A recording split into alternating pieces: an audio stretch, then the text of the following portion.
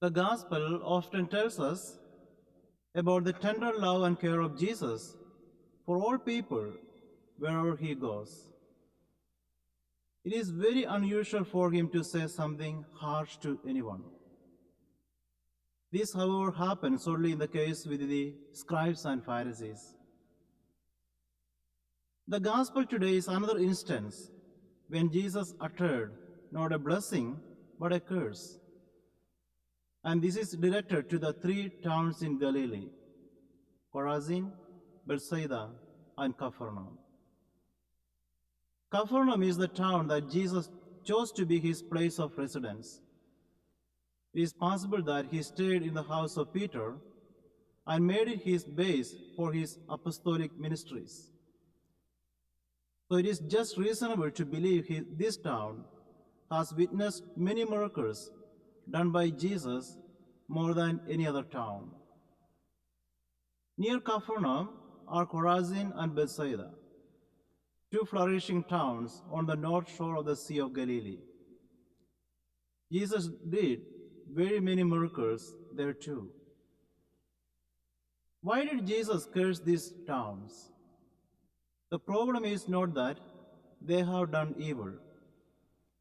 Jesus could have forgiven them right away.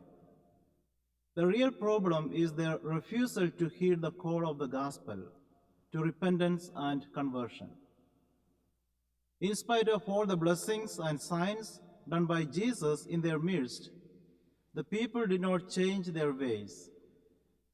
Surely, they have seen much more than enough signs and proofs of the divinity of Jesus. Anybody would have already reformed immediately, but not these people. It must be noted, though, that in saying woe to you, he is not expressing anger or resentment towards the inhabitants of these towns. Rather, it is an expression of lament and deep regret that they have squandered the golden opportunity before them to receive God's forgiveness and salvation.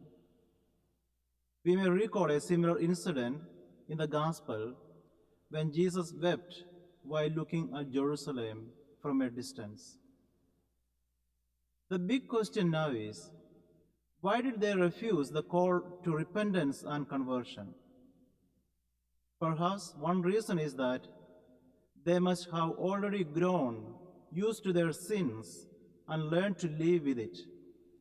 Their consciences are dulled by their constant exposure to sins. We may shake our heads in disbelief at the behavior of these towns. Unfortunately, however, this is the reality in our days. Hence, like the people of these three towns, we do not anymore see the need for repentance and conversion. May we always and promptly hear the call of the gospel to repentance and conversion before it is too late. And may we never lose courage and hope in our struggle for perfection and holiness. Let the words of St. Augustine be our source of consolation and inspiration. There is no saint without a past, no sinner without a future.